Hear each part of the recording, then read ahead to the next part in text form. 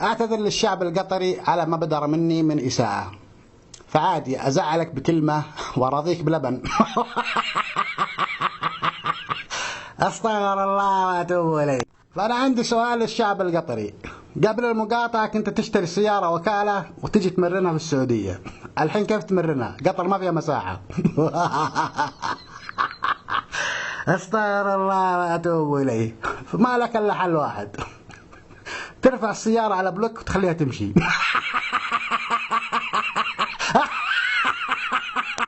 أما بالنسبة لخطوط طيران قطر بعد المقاطعة انحدوا على الرحلات الداخلية. طيب قطر ما فيها مساحة، حتى لو ما فيها مساحة في رحلات داخلية. ينزلون البقر ويركبون. استغفر الله واتوب اليه. في القطر يدخل لك من باب الطيارة الأمامي وينزل لك من الباب الخلفي، رحلة داخلية. والطيارة مكانها ما تتحرك. بكم يا ولد؟ قال جيب 700 ريال.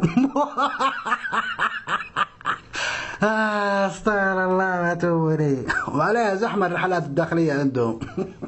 يعني إذا فاتتك الرحلة الله يعينك، ارجع كداد سكوتر.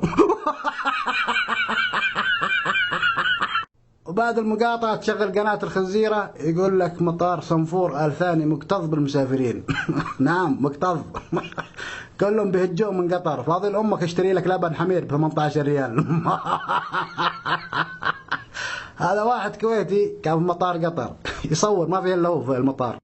يا ربي حاليا انا مطار قطر، شوفوا المطار شلون فاضي صخ. والله المستعان، والله قطع العلاقات هذا مؤثر وايد. ما ادري هو طالع طفى اللمبات ولا لا. استغفر الله واتوب اليه. والله لو انا من تميم اشوف ما في احد في المطار اقلب امه ملعب صابوني.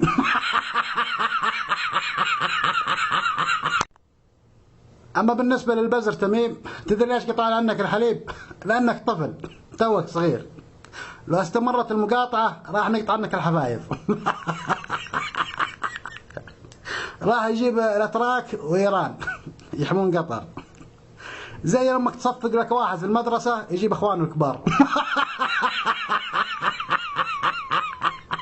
استغفر الله واتوب.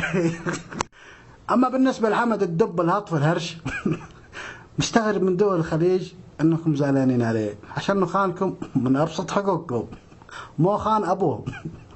كيف ما تبغى يخونكم. فهو حاط قرار في قطر، قال اي مواطن قطري تشوفونه يسلم على راس ابوه خذوه حطوه في السجن. يامر بالمنكر وينهى عن المعروف، نعلة الله عليك يا خسيس يا خبيث. هذه صورته، كان تاجر مخدرات مكسيكي. الله يصيبك.